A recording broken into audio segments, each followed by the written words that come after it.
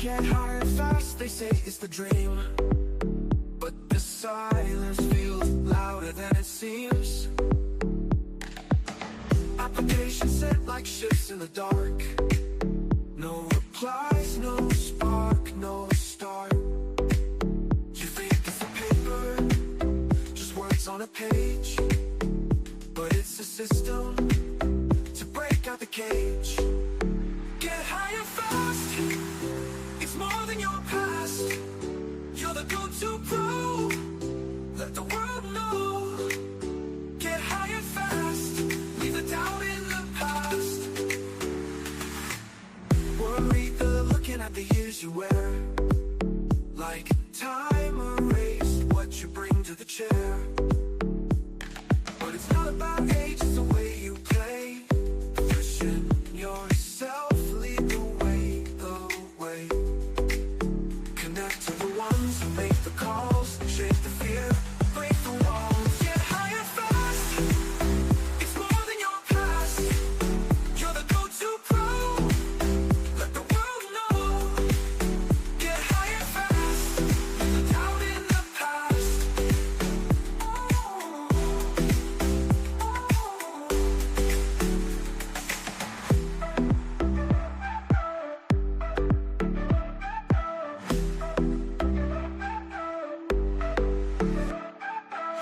Worried they're looking at the years you wear, like time erased what you bring to the chair. But it's not about age, it's the way you play. Pushing yourself, lead the way, the way. Connect to the ones who make the calls, shake the fear, break the walls. Get higher fast, it's more than your past. You're the go-to pro, let the world know. Get higher fast, leave the doubt in the past.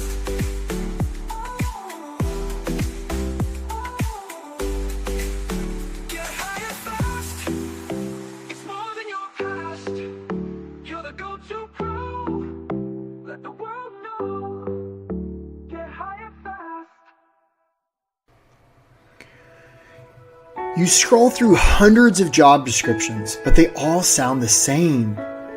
You spend so much time on every application, but it doesn't seem to matter. You send off application after application, but never hear back. You thought the interview went so well, but it's a no. You jump through all the hoops. The news keeps saying how there are all these employers that are struggling to find people to hire. So why does finding a great job have to be so hard? It doesn't seem very logical or fair. It's not. The system is broken. It's not your fault.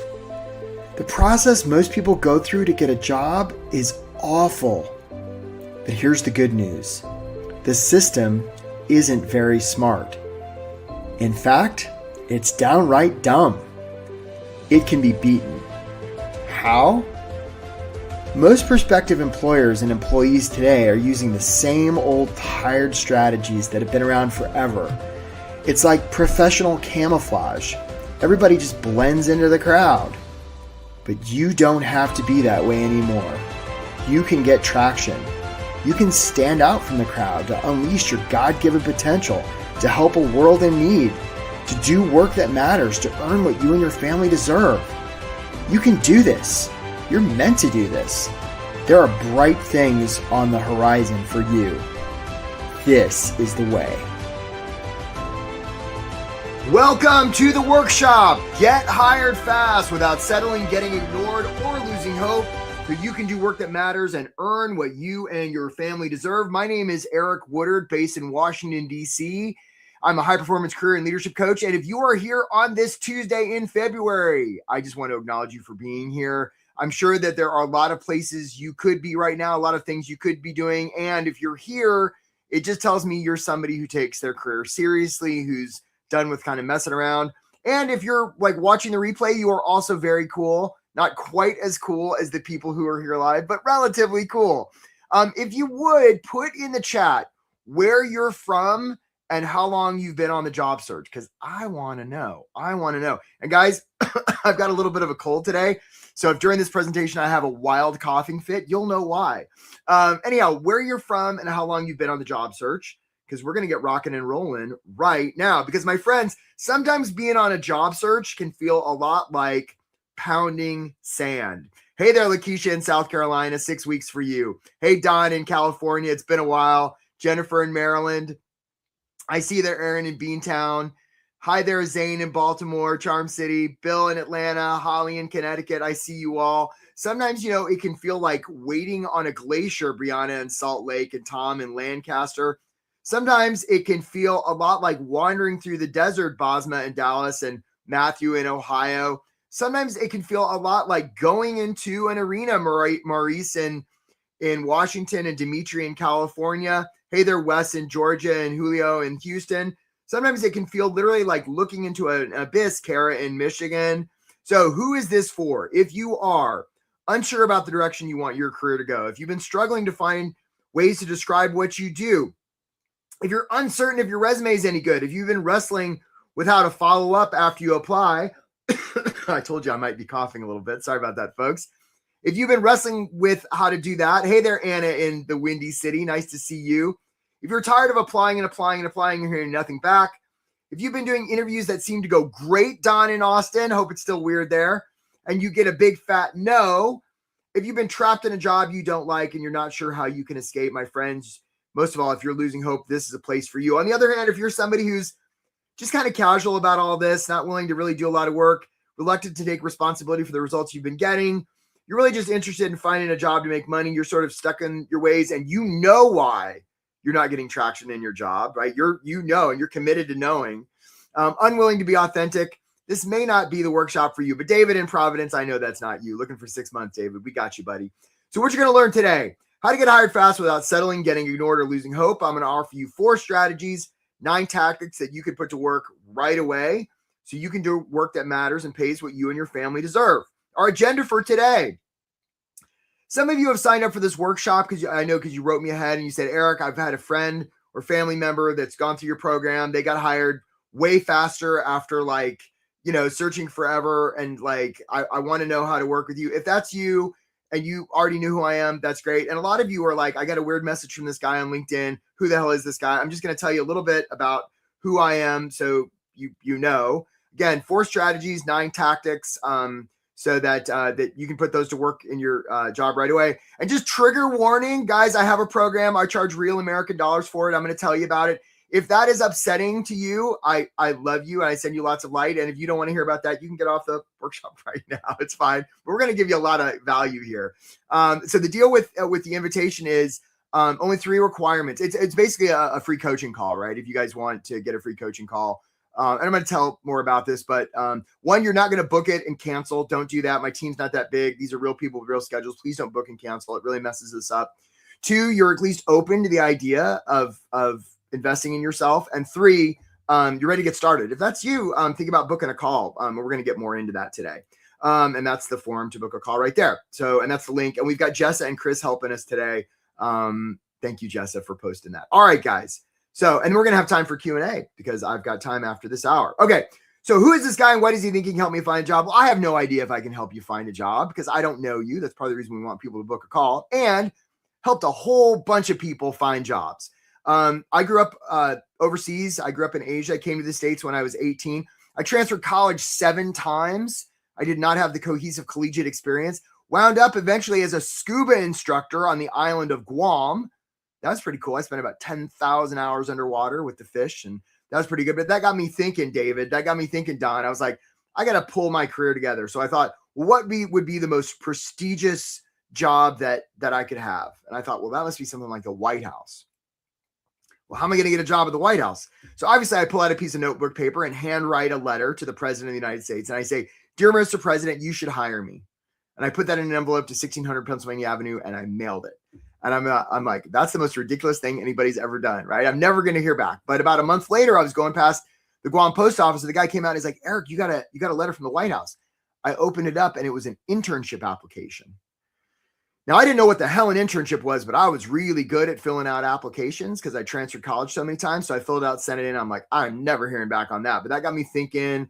I applied to some grad schools. I got into GW here in Washington, landed with like this big bushy haircut, was like dumpster diving for furniture, bought a pair of running shoes, was out running past the White House one day. And I thought, those White House bastards, they never even bothered to let me know about that internship thing. What is up with that? So I found a payphone. I put in a quarter. I called them up. I said, hey, you bastards, what about that internship thing? And they're like, is this Eric from Guam? I'm like, yeah, but I'm in DC now. They're like, man, we've been trying to get in touch with you. You're supposed to start in the First Lady's office on Monday. I'm like, well, that's interesting. So I got a haircut and I bought a suit and I showed up. Now, my friends, I know we got a little political craziness in our country right now. I have no idea if my politics match yours. I guess please forgive me if they don't. This is going to tell you how old I am. This was back during the Clinton administration. I went to work for Hillary Rodham Clinton. She was a great boss. Wound up getting hired on her staff. Eventually was with her for a lot of the Clinton administration. Followed her to the U.S. Senate, where we did great stuff for the great state of New York. Followed her then to the State Department, where we did a bunch of cool UNESCO stuff. Eventually branched out and became director of fellowships and internships at the Smithsonian Institution, where I saw a lot of people, every industry, every level, from all over the world, trying to figure out this career stuff. Because despite what many may say about it being very linear, logical, and fair, my experience is it's not. And in the experience of a lot of my clients, it's not. So now I do a lot of coaching. I've written a bunch of books. I have an outrageous number of very impressive pieces of paper. I have glowing testimonials, and you don't care about any of that. Because what you care about is, can I help you? I don't know, probably, maybe. Let's find out. So here we go. 4 strategies. Let's dive right into it. So here's my first question for you. What's a good resume about? If you would, put it in the chat. Let's see if anybody gets this right. I like to give things away to people who answer questions. What's a good resume about? Put it in the chat if you would, please. Let's see if anybody gets this right. What's a good resume about? Does anybody know? Let's see is who's going to get this one right. What's a good resume about? What do you figure, my friends? What's a good resume about? No takers? Sometimes there's a little bit of a delay. What's a good resume about? Oh, there we go. Okay. So Aaron says value that you can bring to the organization. Steven says ATS keywords. Amy says ATS also. Wes says transferable skills. Bill says it's a ticket for an interview. Jennifer says accuracy. Marie says what you can bring to the table. David says what you value bring to the table. Nope. I have not seen the right answer yet. Nope. Brianna says results you've achieved. Nope. Lakeisha says clarity and alignment. Nope. These are, they're not bad, but they're not the right answer. Basma says highlight skills. Erica says highlighting your accomplishments. Nope. Because here's what a lot of you are saying, my friends. A lot of you are saying a good resume is about you. Okay? A lot of you are saying good resume is about you. My friends, if you want to be influential with another person or organization, what's the first thing you're going to want to talk about? I'll give you a hint. It's Julio. It's not selling yourself. You're not going to want to talk about you. You're going to want to talk about them. And this brings me to strategy number 1. A good resume isn't about you. It's about them. And Wes, you're close. But Wes says how I can help your organization. No, Wes, it's just how their organization can be helped. It's not about us. It's about them. So guys, if you get nothing else out of this workshop today, this alone is worth the price of admission. Charles, it's not about you. It's not how you can solve their problems. It's how their problems can be solved. It's not about what you've accomplished. Nope. It's not about any of that. So many job seekers are focused on themselves. They're like, me. Like one of my favorite things to do is look at cover letters and count the number of I's and me's, right? The opportunity instead is to make it about them. Because look, employers are focused on themselves. So the opportunity for us is to do the same. If you do nothing else in your job search and you do this, it'll change everything. Do you see how this is different than maybe a lot of the job searching advice you've been using that hasn't been helping, right? And it's no wonder that we think a good resume is about us, because very likely the first resume we ever did was coming out of school, and in school it is about us. It's our cubby, it's our desk, it's our worksheet, it's our transcript. And yet when we move to the working world, those of you who are seasoned professionals know it's not about us. It's about the customer, the client, the constituent, the shareholder. So it's not about us. It's about them. All right. So much more to come. All right. I got another question for you guys. If I went to a library and I went to a shelf of storybooks and I looked at those storybooks and I looked at the front cover of one of those storybooks, there'd be some words. What do we call those words in English? What do we call those words on the front cover of a storybook? Who knows? Because I want to give some stuff away. Let's see who knows. What do we call the words on the front cover of a storybook? What do we call those words? Let's see if anybody knows. Right? Oh, okay, Amy Bremner. You were the first one I saw. Amy Bremner, we're going to give you a free... Yeah, Amy, good job. So we're going to send you this course about how to make your LinkedIn profile awesome because you got the right answer, Amy. And Aaron and Maurice and Anna. Well, Anna, it's not the preface, right? It's on the outside cover, right? It's a title. It's a title. Now, isn't it interesting that's the same term we use to label people in the workplace, which tells me that just like we put a title on somebody at work or put a title on the cover of a storybook, we put titles on people at work. And this brings us to the idea of stories. Okay, I got another question for you guys. There, I see you there, Erica. You're coming in from LinkedIn. It may be a little bit delayed. You hang in there, Erica. Here's another question for you. What percent of human decision-making is emotional and what percent's logical? Put it in the chat if you would, please. Is it 50-50, 60-40, 40-60? What percent's emotional and what percent's logical? Put it in the chat if you would, please. Let's see if anybody gets this one right because I want to give some more stuff away. What percent's emotional and what percent's logical when it comes to human decision making? All right, Jennifer says 75-25. Amy says 70-30, right? Amy the champ. Don says 70-30. Charles says 70-30. Bill says 80-20. Bosma says 90-10. Nope. Nobody's got the right answer yet. Marie says 80%. Brianna says 70%. Wes says 90%. Nope. Nobody's got the right answer yet. Guys, let's see. I'm going to give you a few more seconds, right? Here's the right answer. It's 100% emotional. Human decision-making is 100% emotional. And the reason we know it's 100% emotional is when somebody gets their limbic system damaged, they're fine, except they can't make a single decision. Jennifer, there you go. Let's go ahead and give it to Jennifer. She got it right. So Jennifer, we're going to send you this course, how to make your LinkedIn profile awesome, right? Jennifer, you're close. And I see you, Bosma and David, you were close. It's 100% emotional. And the reason stories are so powerful is because stories are how we convey emotion.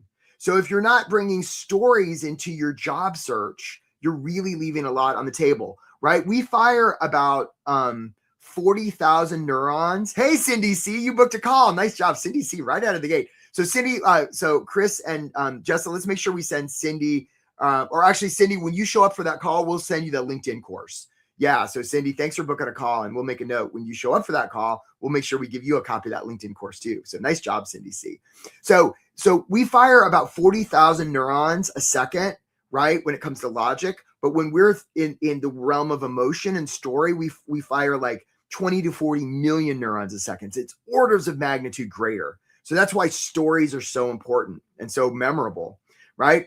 For example, notice I'm about to tell a story. One time I was taking applications for a program and this woman, Maggie, wrote in. So I'd seen a bunch of applications and Maggie wrote in and talked about how the summer before she'd been in a terrible car accident and her arm had been severed.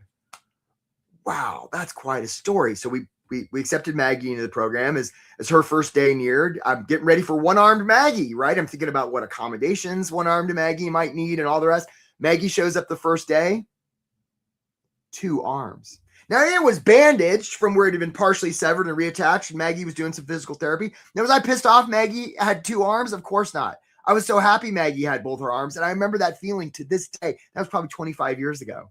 That's the power of story. Right? So you're going to want to use story in your stuff. All right, guys. Jacob H booked a call. Nice job, Jacob. So you make sure you show up for that call. We got lots of goodies for you. Man, when people book calls and show up for calls, I'm a big fan of people taking action. We like to give lots of stuff away when people book calls. So Jacob, we look forward to taking good care of you. Okay. Who knows who this guy is? I'll give you a hint. He lives in Idaho. What's this guy's name? Put it in the chat if you would, please. Let's see who's quick on the draw here. What's this guy called? What's this guy's name? He's a friend of the llama. He sometimes meddles in politics. What's this guy called? Who knows? Oh, Dan Holbrook. Nice job, Dan. Nice job. We're going to make sure we send you this LinkedIn course, how to make your LinkedIn profile awesome. Way to go. That's right. It's Napoleon Dynamite. So Dan, we'll make sure we send that to you. And I see you there, Steven and Holly. Don't worry. There's more coming. There's more coming. It's Napoleon Dynamite. Now, for those of you who aren't familiar with this fine piece of cinema, first of all, take a break from your job search and go watch it. I mean, come on, folks, we're trying to create a society here. And here's the deal with Napoleon. Napoleon's a high school kid. He sort of beats to his own drum. In this particular scene, he's on stage. The entire student body is there. He's managed to get a cassette tape up to the sound booth, and it's starting to play. And now Napoleon's on the hook to do some kind of performance for which he has not prepared. So what does Napoleon do? He proceeds to do this dance, and this is the craziest damn thing you've ever seen. I mean, he just lets it all hang out. I mean, he metaphorically opens the kimono, and when he's done, he's sort of panting and sweaty, and all of his classmates are doing this, and then they burst into applause. And the reason it works is because it's so authentic. Jamie Kern-Lima, the founder of It Cosmetics, says everybody's a good dancer if they commit fully, and she's right. And this brings us to strategy number 3, which is the idea of authenticity. And Isabel G., you booked a call. Isabel, we look forward to seeing you. Isabel, when you show up for that call, we're going to give you lots of good goodies on that call. Nice job, Isabel. Look forward to meeting you. I love people that take action. Authenticity, right? Let me ask you a question. Who do humans hire? I'll tell you. It's humans. Humans hire humans. Now, I can collectively hear some of you like, but Eric, what about the ATS? What about the algorithms? How's that been working for you? You know who likes to sell ATS optimized resumes? People that like to sell ATS. Guys, I mean, yes, there's ATS algorithm systems out there. They're all different, right? Every company's is different. And I don't know about you, but AI is getting pretty good. So the idea that we're somehow going to game that system, it's a lot of extra kabuki dance that doesn't really work, despite popular opinion. It doesn't really work. So the opportunity in an increasingly automized artificial world is for you to be more human, not less. The reason my clients get hired so fast is everybody else is out there chasing their tails with AI, and I'm a fan. Lots of cool stuff. And when it comes to job seeking, humans hire humans. And I could be wrong, but just ask the couple thousand people we've gotten hired. They would disagree, right? Humans hire humans. So there you go, Brianna. I so appreciate that. Humans hire humans. So the opportunity is to be more human in your stuff, not less. It's great news that everybody's leaning in to, having AI do their resume and cover letters, and love that. It's just great. I mean, this makes getting hired easy. All right. So for example, one time I was working with, and you work in AI. That's great, Brianna. Right. So one time, yeah, that's right, David. It's not the solution for everything, and there's ways to use it, right? You don't have to throw the baby out with the bathwater, but I find a lot of job seekers don't use it in ways that are workable. So for instance, one time I was working with Nina and working on her resume, and it was pretty good shape. And I was like, Nina, hey, Jennifer D, we look forward to talking to you, D and Jennifer. We're going to take good care of you, get lots of goodies for people who book calls. All right. So was working with Nina, and I said, Nina, where's the evidence on your resume that you're a human? And she sort of looked at me like I was crazy, which I am. And she's like, well, what do you mean? I'm like, well, what do you like to do for fun? And Nina said, well, Eric, I have a pen collection. I'm like, well, that's super effing weird. We got to put that on there. She's like, oh, I couldn't do that. That's too silly. Unprofessional. I was like, okay. So I hear from Nina about a month later. She went into the interview. They talked about pens for 30 minutes, and then she got the offer. I cannot tell you how often I hear this from clients. We had a client last year that decided on her resume she was going to put 2 truths and a lie. She got 2 offers, or 2 interviews and 2 offers just from that. And the reason we know it is they told her. That's the power of being human in your job search. So guys, like, I know this can be challenging. The question I would ask is, how committed are you to the belief that, you being you is a strength rather than a weakness? Sylvia, we look forward to talking to you, Sylvia. Nice to see you. We're going to take good care of Sylvia. Lots of goodies for you. All right. Yeah, that's right. Brianna, I talked with building a van with engineers, got the job. Exactly. 100%, Brianna. Authenticity is your superpower. All right, let's talk to Abe Lincoln here. He said, give me 6 hours to cut down a tree. I'll spend the first 4 sharpening the axe. This brings us to the idea of systems. The results you're currently getting in your job search are perfectly attuned to your current systems. If you want to change the results, the opportunity is to change your current system. Now, some of you are like, but Eric, I don't have a system. Yes, you do. For some of you, your system's called, I know what I'll do.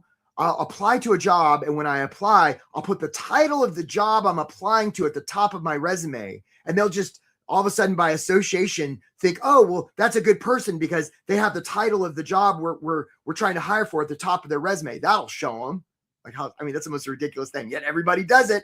Some of you have a system called, well, I'm going to have an executive summary at the top of my resume. What the hell's an executive summary?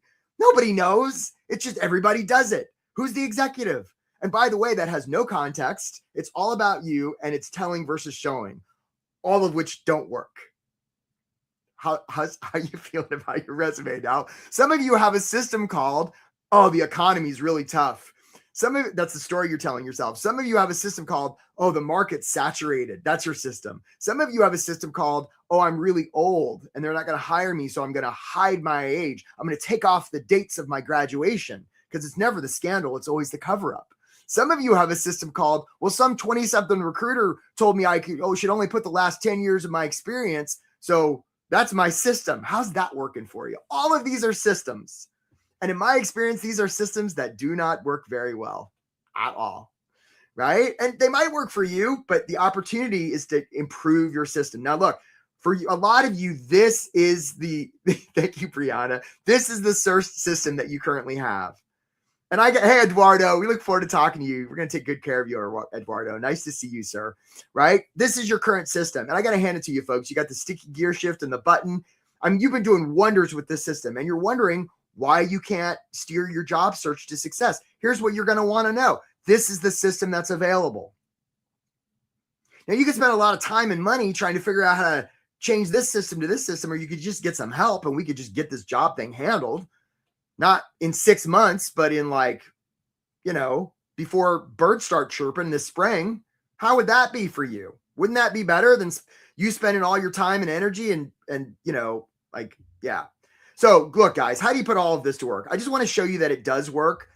And I'm going to take a drink so I don't go into a coughing fit. Guys, I mentioned I have a cold at the top of this, so I apologize. But that's all about me. We're talking about you, right? So Angel was somebody who came to this workshop. This was a little over a year ago now. And Angel came to this workshop. She didn't really know us at all. She was worried about spending money. She didn't think she could afford to get help. But she showed up for the workshop. She booked a call and she signed up for the program. And here was her result. Go ahead, guys. In the time we've got left, I'm curious, especially if there's somebody we haven't heard from yet. They've had a win, a loss. Angel, I got to ask you, what do we know, if anything? What do we know? I got the job. Yay! Whoa! The offer. I'm moving in a week. Yeah, it's crazy. And I know when we first met, you're like, oh, let's get something by your birthday. And my birthday is in 4 days, so I was able to do it. Yay! And I just want to acknowledge you. You dove in, you did it, you did the work. Thank you. Way to go. It would not have been possible without signing up for this program. Truly, I think it made the difference for me. So good, Angel. Yeah. Really happy for you. Yeah. Super awesome. Congratulations to you. Yeah. Good job, Angel. I could watch that over and over and over. Okay, guys. So how do you put all this to work? Here we go. And again, guys, I mentioned I have a program. I'm not going to spend a lot of time talking about it right now, but it's awesome. It's amazing. You get a lot of one-on-one coaching with me and others. We have events every day of the week. You think this workshop's good. We're really just scratching the surface here. There's so much more. And we have a community. It's amazing. And so if you're interested in finding out more about that, or you just want to get some free coaching, book a call. Yeah, and we'll get that handled. All right. And that's the link. All right, guys, here we go. 9 tactics. Here we go. And this is the part of the workshop where I like to talk real damn fast, because some people have me on replay and they already have me on 2x speed. And when I talk really fast, it freaks them out. Hey, Meryl, you booked a call. Nice job, Meryl. Good job. We look forward to talking to you. Okay, here we go. There you are, Meryl. I see it. Good job. Guys, let's make sure we take good care of Meryl. Meryl booked a call. All right, so let's say there's a lake. Okay, there's a lake. And in the middle of the lake, somebody's drowning. Okay, now that person is surrounded by little boats. Okay, so somebody's in the middle of the lake drowning and they're surrounded by other people in little boats. If that was a job search, who's the person drowning? Put it in the chat, because I want to give away some more stuff, right? Who's the person drowning, right? So it's a metaphor. So somebody's in the middle of the lake drowning and they're surrounded by other people in little boats. If that was a job search, who's the person drowning? Put it in the chat if you would, please. Let's see if anybody gets the answer right. So Aaron says it's you. Hi, Aaron. I used to know Aaron Frankel in high school, man. I used to know Aaron Frankel. I noticed that when you signed up, Aaron. I don't think you're the same Aaron Frankel, but it's nice to see you. So Amy, yeah, me. I see you there, Amy. Wes Wilson. That's right. So Wes got the right answer. A lot of us feel like it's me. Hi there, you Dennis. I see you, right? A lot of us feel like I'm the one drowning. But as Wes says, nah, we're not the one drowning. The employer's drowning. And the reason we know the employer's drowning is they've told us. They put out a job description to say, help, I'm drowning. Hey, Christopher K., you booked a call. We look forward to talking to you, man. Nice job, Christopher. We're going to take lots of goodies for Christopher, right? We're the ones in the boat. The applicants are the ones in the boat. And yet a lot of job seekers act as though they're the ones drowning. They'll say, oh, pick me. I'm the best one for you. I'm the best one for you. And the employer's in the water, maybe even drowning. And they're like, well, I want to get out of the water, but I'm not going to take that guy's hand, right? Because needy's a little creepy. So this brings us to the idea of mindset. We want to stay away from, I hope they pick me, or even saying anything like, I'd be the best one for you. Because as soon as we say that, we rob them of the opportunity for that to be their idea. And it just doesn't work, right? Instead, the opportunity is to come from a place of service. People don't want to be sold. Selling people's weird. Buying people's even weirder. We've gone over this historically, my friends. Nobody wants to be sold to. They want to be served. So the opportunity is to come from that mindset. Okay, here we go. Tactic number 2. Some of you know the show Deadliest Catch, right? Alaskan fishermen, they put these big steel cages on the bottom of the ocean floor, hoping to catch some crab. And sure enough, some crab come along, Charlie the crab, and Charlie sounds like this. And that's hard for me to do because I have this cold right now. And you'd think that was Charlie's voice because he's a crab, and you'd be wrong. That's just Charlie's voice. That's just how God made Charlie. So Charlie goes in, starts nibbling, and more crabs join Cheryl and Sally and more crabs. And eventually a bunch of crabs are in there and the bait's gone. And the crabs are just hanging out because crabs like to hang with other crabs. Who knew? But eventually Charlie's like, I'm out of here, boys. So Charlie starts to crawl out. Now here's the interesting thing. When Charlie starts to leave, the other crabs will pull Charlie back in because they're like, no, Charlie, we want to be with you. We like to hang with you. They'll even pull off one of Charlie's crab arms. They'll even do a crab murder on Charlie. Hi, Thiago. I hope I'm saying your name right. You booked a call. Nice job. Nice to see you. Right. Look forward to talking to you. Right. Make sure we take good care of Thiago. So like this brings us to the next tactic, which is environment. Some of us think, oh, I'm just not motivated, or it's the economy. Nah, it's probably just your environment, or you just don't have a very good system and your environment's your part of your system. And when I say your environment, I'm talking about physical environment, emotional, psychological, spiritual, intellectuals, all of it. It all really matters. When clients join my program, this is one of the first things we look at, and it's one of the most dramatic changes. Now, look, sometimes we have an environment, maybe we have a family environment that, we're stuck with, right? Maybe we have parents or, people that love us. And they'll say things like, oh, can't you just settle? Can't you just take $50,000 less? We'll be okay. And it comes from a place of love because they don't want to see you get rejected because they just can't stand to see you hurt. And it's not particularly helpful. So the opportunity instead is to put yourself in an environment intentionally by design as much as you can that's supportive of your job search. This is one of the things we do in my program, right? You want to be intentional about your environment. Hey, Maurice, you booked a call. Nice job, Maurice. We look forward to seeing you. Good job, Maurice. Okay. Some of you are familiar with the idea of reference groups, right? You're the average weight, income, education of the 5 people you hang out with most. That's what I'm talking about here. So if you're hanging out with people that aren't really supportive or in an environment that's not really supportive of your job search, it's really going to matter. Environment eats motivation for lunch. All right, guys, on to the next tab here. It's hard, or tactic. It's hard to hit a blurry target, which brings us to the idea of vision. Some of you know the proverb, where there is no vision, the people perish. I'd say where there is no vision, the job seekers perish, right? Sometimes I'll ask people, I'll be like, hey, hey, Gomer, how much money do you want to make? And Gomer will say, well, anywhere between $50,000 and $150,000. I'm like, Gomer, that's beautiful. Well, what do you want to do, Gomer? And he says, well, I want to help people. And I'm like, that's beautiful. And it's really vague. Bruce Lee's got this great quote. He says, be careful what you tell yourself. Your body's listening. This has to do with the reticular activating system. All right, like if I say the color red right now, you're all more aware of the color red just because I just said it. It went into your brain, hopefully, unless you got me on mute, right? We will literally be blind to stuff unless we tell our brain to look for it. Otherwise, we'd go insane, right? This is like when you go buy a new car and you drive off the lot, you're like, nobody's got this car. And then you see it 5 times and you never saw a single one before. Yeah, it's because your brain wasn't looking for that car before. Now it is. It's the same way with this. We want to have vision for companies and what's possible for them and how we might be a part of that possibility. That's how you get hired fast. There's a reason when race car drivers drive a circle that they don't look at the outer wall, because the car will tend to go where their vision looks, right? So they kind of keep focused on the track. So if you don't have vision, your job search is just going to be like driving 500 miles in a circle. Hey, Liza, nice to see you. You booked a call. Man, I love crowds that take action. You know, guys, because that's really what's going to get a change in your job search. If you keep doing the same things you've been doing, you're going to get the same results you've been getting. And I just acknowledge all you guys that are booking calls. It's inspiring to me. It's part of the reason I love doing what I do, is because it's about taking action, right? And not being small and taking up space. I freaking love that. Good job, Liza. All right, guys, here's another question for you. If I went to the store and I bought this, what would I be buying? Put it in the chat if you would, please. Right? If I went to the store and I bought this, what would I actually be buying? What do you think? Put it in the chat. Let's see if anybody gets this right today. Right? It's a beautiful thing. This beautiful thing that I have a picture of. So Brianna says a tool. Let's see here. So Charles says a drill. Nope.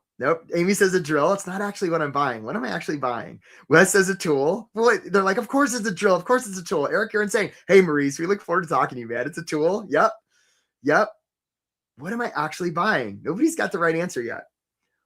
An opportunity to drill something. That's closer, Kathleen. Nice job. Right? Come on, guys. I want to give something away here. I'm going to give you guys a few more seconds. Something to help you solve a problem. A brand, says Bill. Solution device, says Charles. Oh, you guys are circling it. You're so close. Here's what you're actually buying. You're actually buying holes, or a hole, right? I don't need this sitting around my house, as beautiful it is. I don't need this laying around my garage. What I actually need is a hole. And actually, I don't even need a hole in my wall. What I need is a place to put the hook.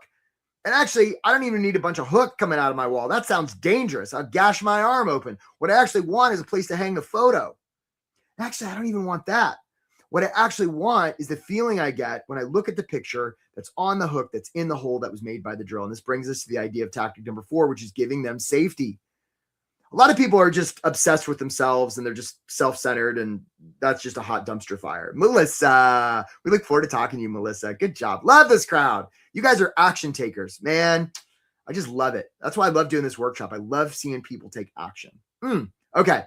So yeah, like, it's not about you. Now, some people will say, well, Eric, sometimes I hear from people that, like, I'm starting to hear from people now that came to this workshop in like August. And they're like, but Eric, I've been making about them. I'm like, show me. And they're talking about the drill instead of the thing that keeps job seekers up at night when they're laying in bed, going to sleep, looking at the ceiling, trying to go to sleep. If we can get to that thing, everything changes. You don't have to worry about the 300 fake people that LinkedIn says have already applied. You don't have to worry about any of that, right? Because you're going to be the one candidate that's making them feel seen, heard, and understood. The one candidate that's going to make them feel safe. Guys, there's only one reason they will ever hire you. It's not your skills. It's not your experience. It's not even if they like you. It's if they trust you. That's it. That's the whole ball game. So rather than focusing on selling ourselves and looking good, the opportunity instead is to build trust. And the way we do that, as Brene Brown has taught us, is through vulnerability. And it's also by making that person feel safe. And the way we do that is by making them feel seen, heard, and understood. Do you see how this is so much more sophisticated than some of the stuff you've been hearing about HES and got to hide your age? And I'm sorry. Part of the reason I do this is it infuriates me that that's out there, right? And there's so many job seekers. So many find me after they spent so much time doing all that stuff. And they're like, Eric, it hasn't been working. I'm like, I know. Come on, let's get it handled. And they do. They do. It really bothers me. Anyhow, give them safety. How can you make them feel seen, heard, and understood?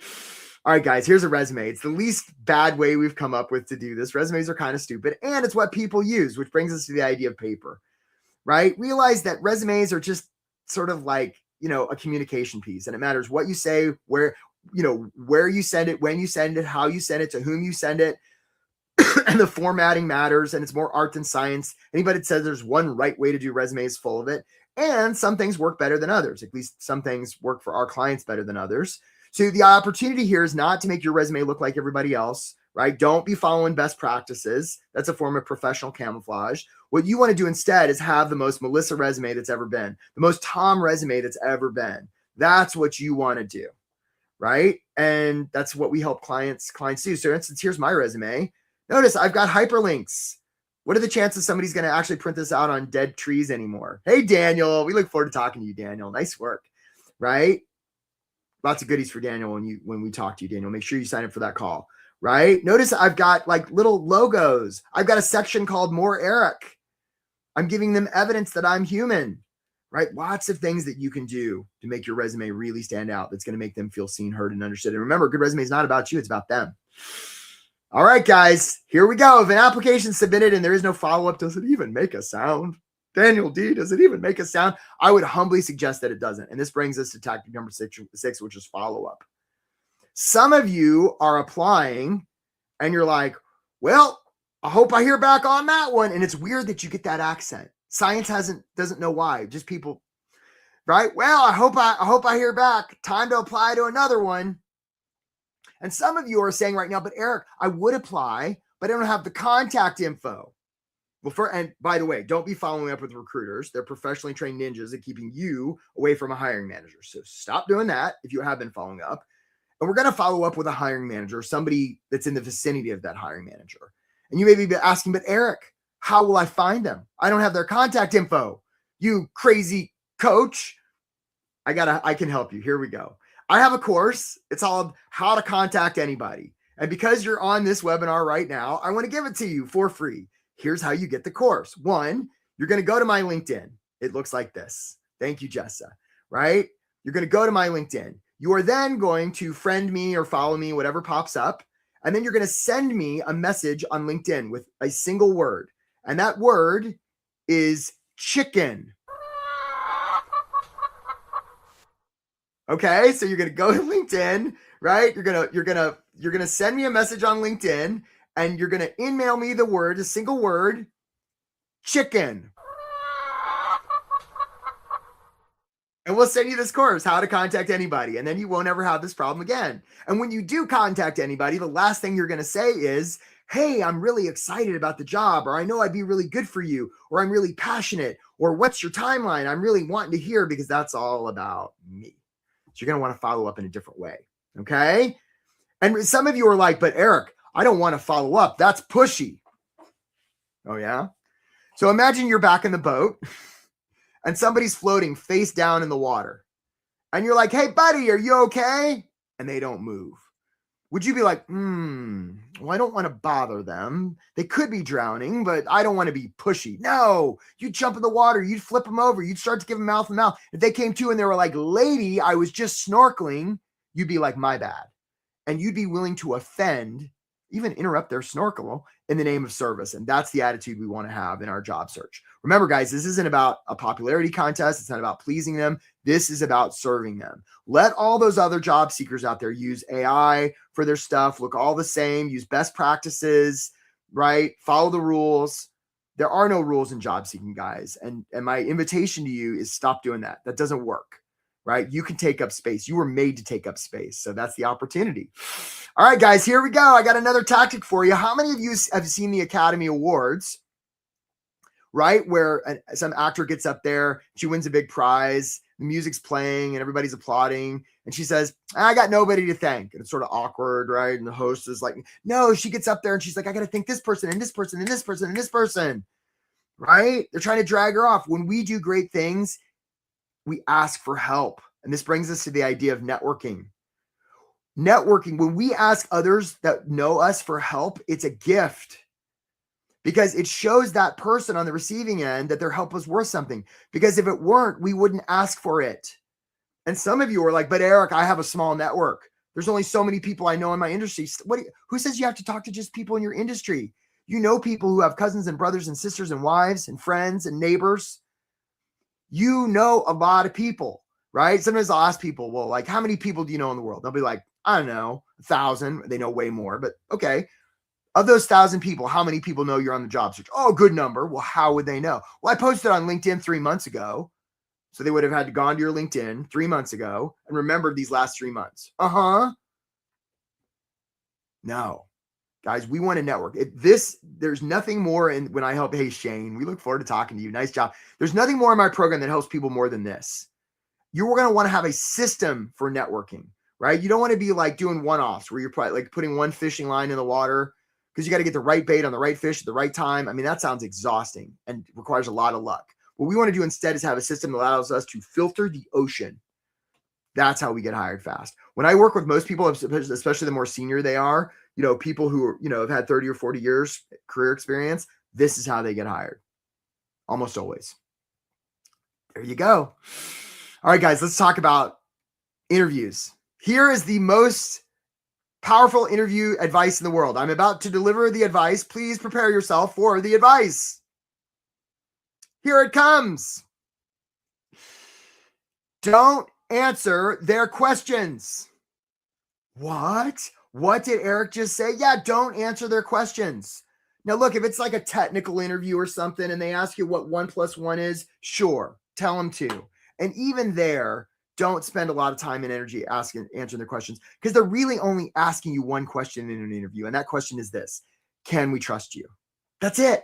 Now, if we were in that Ricky Gervais movie, The Invention of Lying, right? We could sit down for an interview and they'd be like, hey, can we trust you? Nah, you can't trust me. Okay, well, it's been great. See you later. But it's not that easy, right? And even if they could trust us and we told them, they're not going to believe us because people believe what we show them more than what we tell them.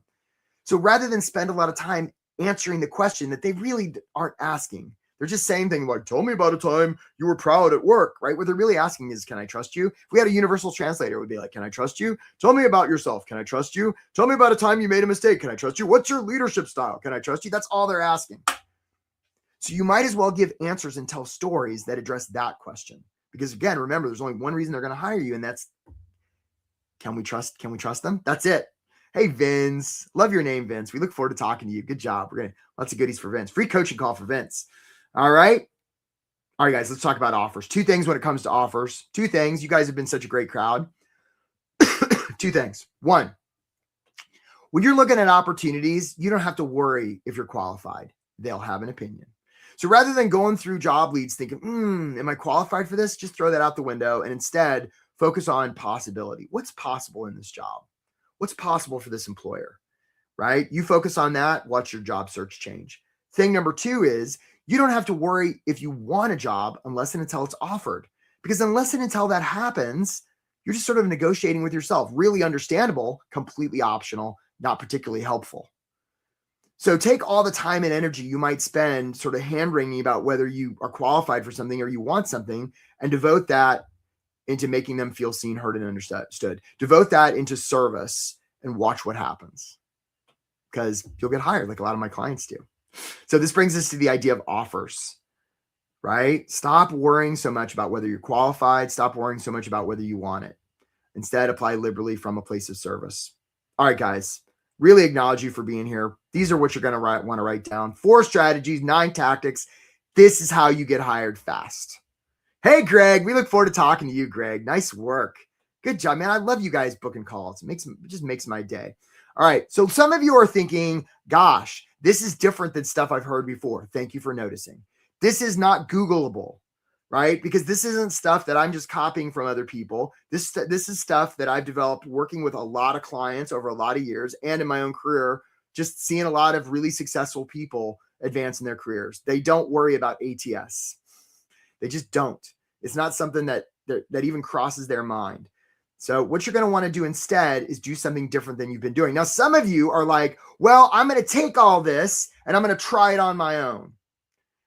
I sort of think if you were going to get hired already, you would have, right? And what you don't realize is there's a cost to waiting. Okay, guys, and I don't mean to be scary here, but if this is how much money you're wanting to make, this is how much it's costing you per month. This is how much it's costing you per week to not get help or to keep doing what you've been doing. It's expensive, right? Doing it on your own and waiting is expensive, right? It'd be one thing if you were like, maybe there's less of a cost to like not hiring a personal trainer, although I would argue like in a gym, but like there's a real cost when it comes to job. Like you can add it up by the salary you're not getting. I mean, it's really clear, right? So again, I have a program. It's amazing. If you thought this workshop was any good, well, first of all, if you thought this workshop was good, please tell your friends. And if you thought this workshop was good, that there's so much more in the paid program. We're really just scratching the surface here. I've probably given you just enough to be dangerous, but not enough really to do it all. We go over stuff like mindset and clarity, right? Consistency, narratives, right? All sorts of things in this program, whether it's figuring out your mindset, what you want to do, or maybe you feel just discouraged and you're trying to get out of a rut, whether it's finding opportunities, whether it's resumes or cover letters or follow-up or networking or interviews or offers. Like, we help people with all that stuff, and it's different for everybody. Some people are like, well, do you help this kind of person? Yeah, we help every kind of person at every level, right? Early professionals, senior people, right? Here are some of the examples, right? Like, Jessie was a nonprofit executive. She got a couple offers in our program before she accepted one. Rob was a guy coming from overseas. He wanted to have a job waiting for him when he got in the States. He did, right? He didn't like land and have to do. Wayne got a couple of offers in our program. John was a CEO. We helped place. Amy was somebody who had gone through she kept going through multiple interviews and then getting the no, right? We helped her with that. Now she's in a job she loves. Philip was an early professional. He got 2 offers at the same time. You've already met Angel. Guys, people don't make data-driven decisions, and here's some data just to oblige some of you. The guarantee we offer with this program is you're going to get hired in 3 months or less, or we stayed with you until you do. And for most people, that's exactly what happens. Sometimes it's more like 4 months. There's as you can see, there's a few stragglers, people that take a break, or, they get sick, or, they go on a trip or something. But for most people, it's 3 months or less, people that do the program. And the guarantee is if you're in the program and you're engaged, like, we stay with you until you get the offer. So there's kind of no risk. If the outcome is you want a job, you join this program, we stay with you until you do, because the last thing you're going to want to do is be on the hamster wheel of doing what you've been doing that hasn't been working. I mean, it's literally the definition of insanity. So guys, look, if you're interested in getting hired fast, a lot of you have already booked calls. Jessica just put up that link. Some of you are like, well, I can't afford it. Well, I don't know. What do you mean? Like, how can you afford not to? Right? If you're spending literally like $1,000 a week being out of work, I mean, how can you not afford to do this? For some of you who are like, well, I'm out of money, I've been out of work, we have payment plans. As long as you get financing, it knocks it down to about $350 a month. A lot of people pay off the difference when they get hired. And we place 100% of people that join this program. So here's the receipts. We got a lot of them. So look, guys, if you're interested and you haven't already booked, sign up for a call. Even if you're scared, especially if you're scared, nothing else, you get a lot of great coaching. And if you're ready to get hired now, please don't book and cancel. I'd rather you not book, because it just messes us up. So please don't do that.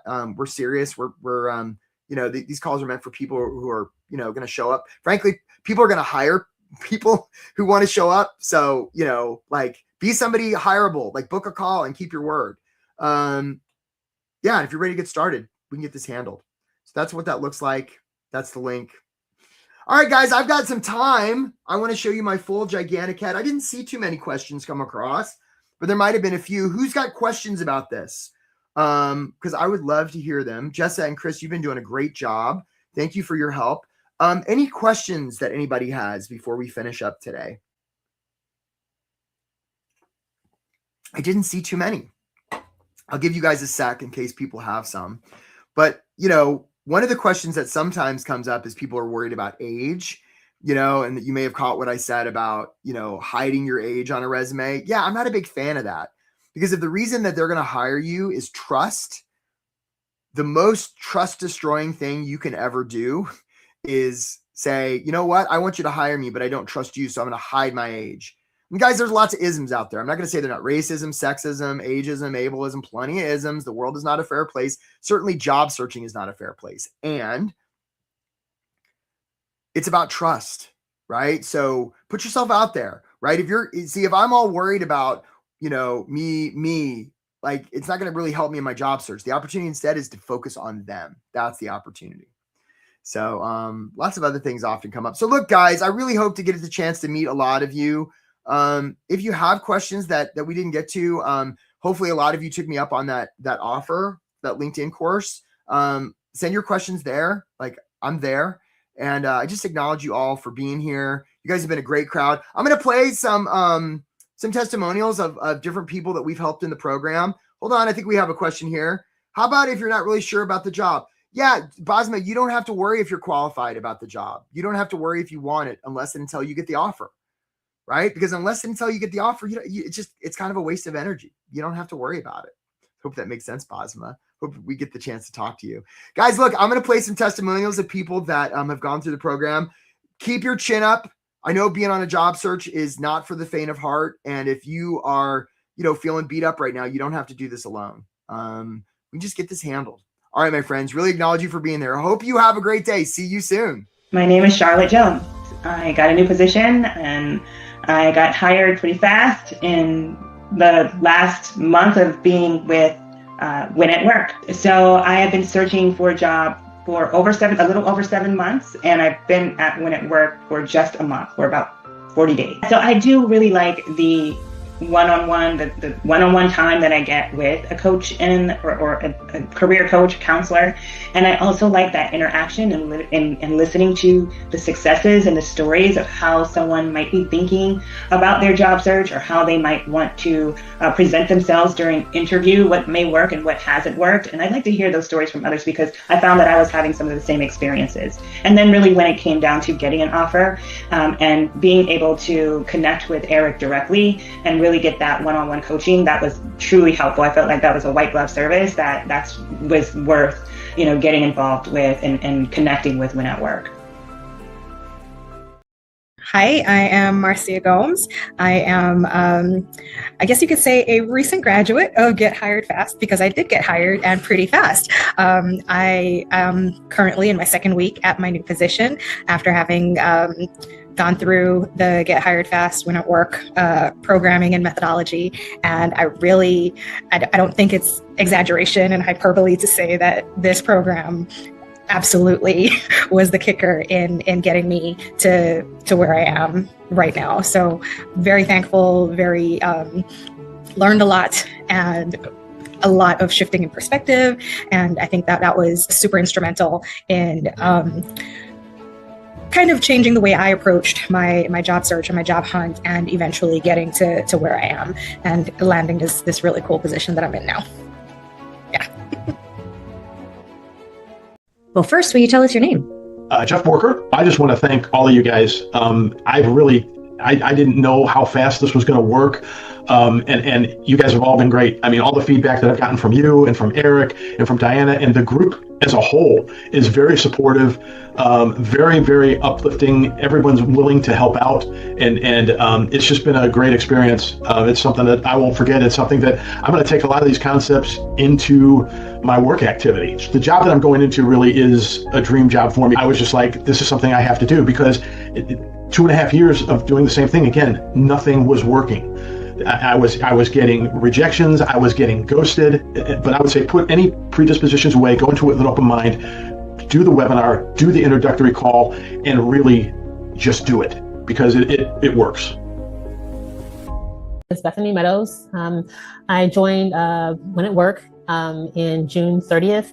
I'm currently working a position as a CRM project manager at a college in Miami, Florida. All the different components of the program, the network bomb, the power hours, the co-working sessions, the job coaching, put together a really good strategy and it helped me give me an approach to be able to do job search that was more holistic in terms of being able to not only think about applying for a job or whether or not I was qualified for it, but also to thinking about my attitude about the job search itself. And so that's something that really was important for me coming out of being unemployed for a year and being laid off from a job that I've been at for about 9 years. So I had a long stretch of unemployment, did other job search programs before, some paid, some unpaid. And I found that with Win at Work, there was just a large part of it was the mentality and just changing my thinking around how I approach a job search.